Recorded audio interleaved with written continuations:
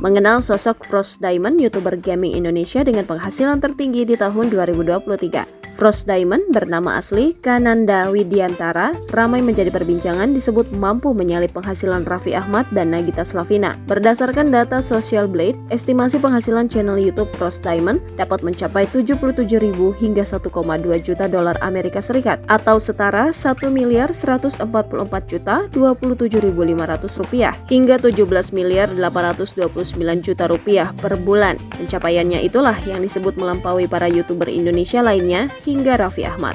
Diketahui kanal YouTube Rans Entertainment dengan pengikut mencapai 25,2 juta subscriber memiliki estimasi pendapatan per bulannya sebesar 14.100 hingga 232.200 dolar Amerika Serikat atau setara dengan 215.433.750 rupiah sampai 3.449.911.500 rupiah.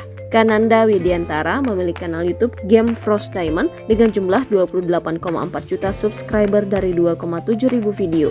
Lantas seperti apa sosok Frost Diamond sebenarnya? Pemilik nama asli Kananda Widiantara merupakan pria kelahiran 23 Juni 1997 yang memulai karir sebagai YouTuber gaming sejak 2017 silam. Saat ini usianya baru akan memasuki 26 tahun. Frost Gaming diketahui adalah seorang pemeluk agama Kristen. Ia mengawali dunia YouTuber yakni dengan mengunggah video gameplay Minecraft. Rupanya nama Frost Diamond sudah sangat besar dan populer, namun jauh sebelum itu di kanal YouTube-nya bernama Brass Face. Karirnya sebagai YouTuber terus berlanjut hingga pada April 2020, Kananda Widiantara berhasil mendapatkan Diamond Play Button karena telah meraih 10 juta subscriber. Kanal YouTube-nya terus berkembang hingga kini ia memiliki 28,4 juta subscriber. Tak hanya sebagai YouTuber, Frost Diamond merupakan atlet e-sport yang kerap memainkan beberapa game online. Dirinya juga bermain Free Fire, Sandbox, dan tak jarang sering mengadakan giveaway di kanal YouTube-nya. Selain game, Frost Diamond juga kerap mengunggah konten menghibur lainnya, mulai dari review barang unik, melakukan challenge, hingga konten giveaway yang banyak ditunggu penggemarnya.